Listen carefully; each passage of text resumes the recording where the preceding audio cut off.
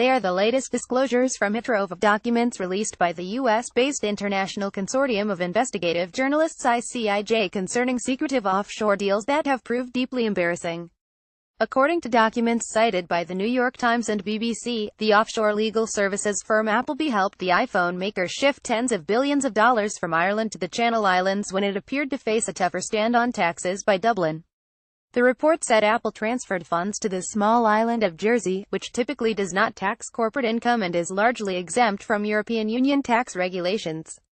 Apple did not immediately respond to an AFP query on the report but told the New York Times it follows the law in each country where it operates.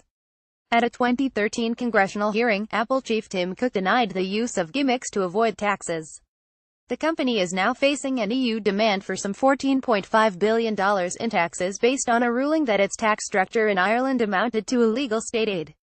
Hamilton's jet. The BBC and Guardian newspaper reported Hamilton avoided paying taxes on his private jet using an elaborate scheme now under investigation by British tax authorities.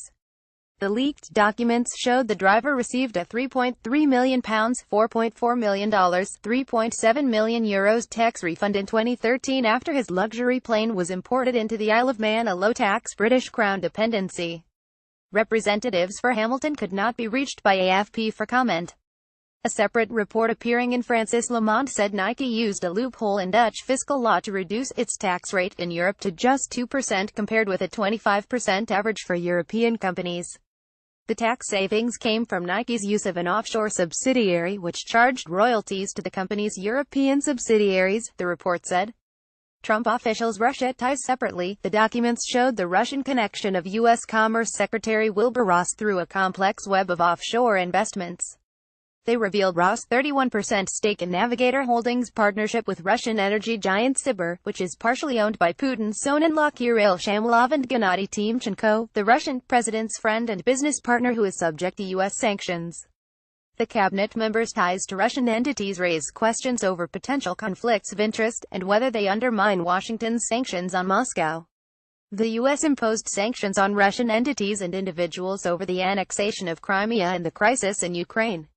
The billionaire investor told Bloomberg on Monday he was not intending to hold on to his stake. "I've been actually selling it anyway, but that isn't because of this." On Monday, Russian politicians played down the leaks, saying the deals mentioned were legal and not politically motivated.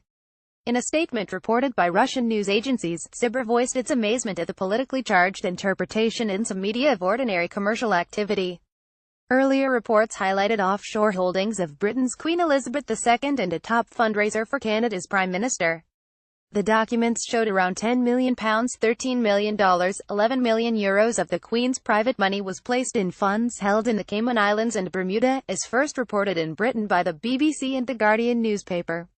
Theresa May's spokesman said the British Prime Minister wants people to pay the tax that they owe, while cautioning that holding offshore investments was not an automatic sign of wrongdoing.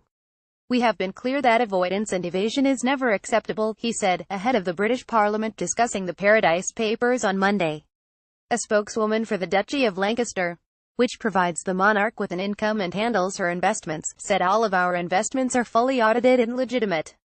The documents also suggest that Canadian Prime Minister Justin Trudeau's top fundraiser and senior advisor Stephen Bronfman, heir to the Seagram fortune, moved some $60 million, €52 million to offshore tax havens with ex-Senator Leo Kolber. The $13.4 million documents were first obtained by the German newspaper Süddeutsche Zeitung, and shared with the ICIJ and partner media outlets. The findings were described as a scandal by European Economics Affairs Commissioner Pierre Moscovici. In light of these shocking revelations, I call on member states to rapidly adopt a European tax haven blacklist, as well as other dissuasive measures, he said in Brussels. AFP date created 20,171,107.